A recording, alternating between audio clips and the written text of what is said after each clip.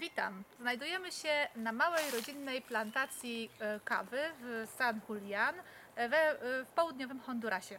Co tutaj robimy? Przyjechaliśmy tutaj w ramach projektu Coffee.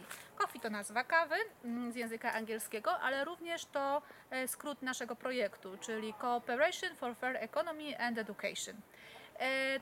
Ten projekt współfinansowany jest przez program Erasmus+, przez Komisję Europejską i jakie są cele tego projektu? On jest ukierunkowany na to, żeby rozwijać wiedzę w zakresie sprawiedliwego, bezpośredniego handlu oraz praktyk bezpośredniego handlu w zakresie praktyk ekonomicznych, ale również edukacji. Edukacji o rynku pracy, edukacji o ochronie środowiska, edukacji o tym, jak łącząc zasady ochrony środowiska, łącząc zasady sprawiedliwego handlu, można tworzyć miejsca pracy głównie dla młodzieży. Stąd tutaj się znajdujemy, badając praktyki związane z uprawą kawy i sektorem fair trade, który daje dużo inspiracji również do rozwiązań, które możemy stosować w Polsce.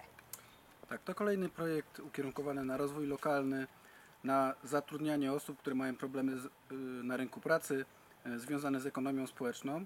Wykonujemy je w kraju, wykonujemy je za wschodnią granicą, a dziś jesteśmy troszeczkę dalej na innym kontynencie, gdzie z jednej strony podpatrujemy dobre praktyki, patrzymy na to, jak tutaj ludzie radzą sobie w trudnych ekonomicznie warunkach, wykorzystując swoje lokalne zasoby, jak również staramy się ich wspierać właśnie w tym aspekcie edukacyjnym, aby kawa, którą wyrabiają, miała dostatecznie wysoką jakość, aby mogli ją po sprawiedliwej cenie sprzedawać do Europy.